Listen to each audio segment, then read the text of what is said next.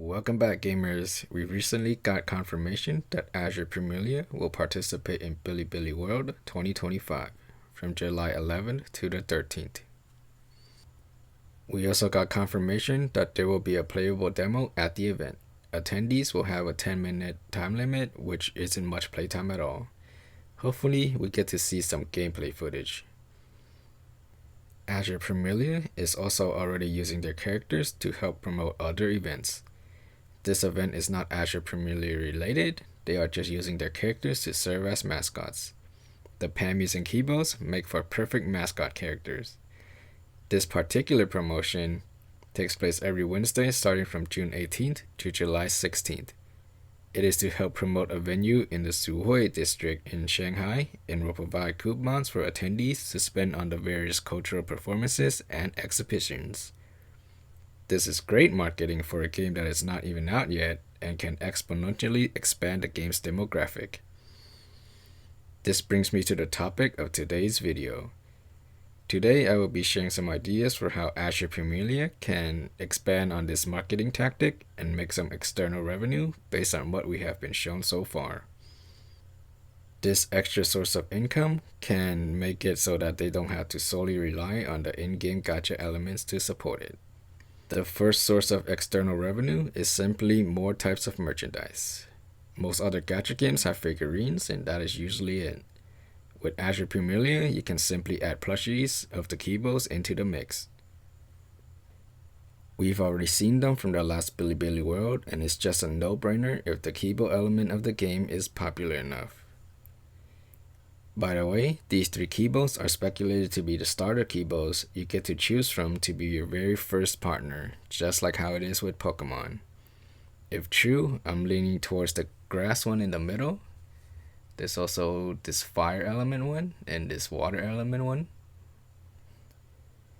Anyways, this next idea for external revenue is why I decided to make this video in the first place. If done right, it can potentially become a bigger revenue source than the actual game.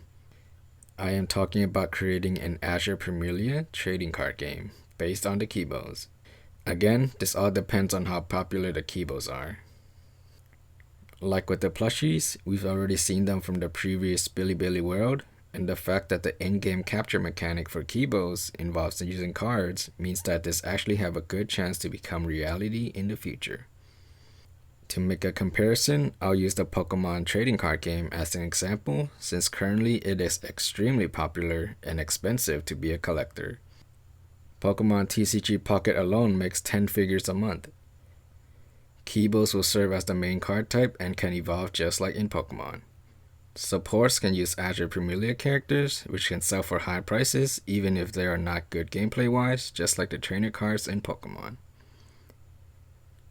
Then they could add another type of card based on a mechanic from in-game to even out the gameplay and make it unique.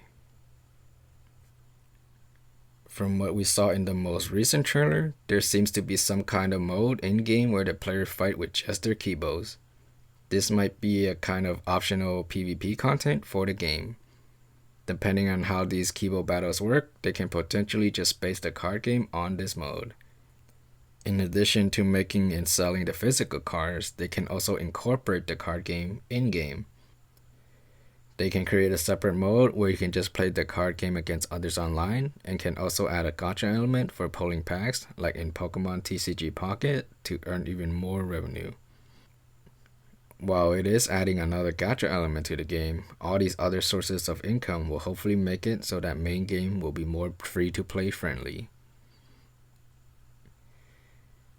As a former competitive player for Yu-Gi-Oh!, Cardfight Vanguard, and also the Pokemon TCG, I can see myself immersed in deck building and playtesting when there are slow periods between patches. Who knows, maybe people will start playing Azur Promilia just to play the TCG. This will continuously bring in new players even if they are not interested in Azur Promilia itself. Alright, that's about it for this short update video. I usually just post news and announcements on my Twitter or X, but I wanted to talk more about the potential of an Azur Promilia TCG. I'm really hoping that we get a release date review from Bilibili World. Please like and subscribe, and I'll see you all next time.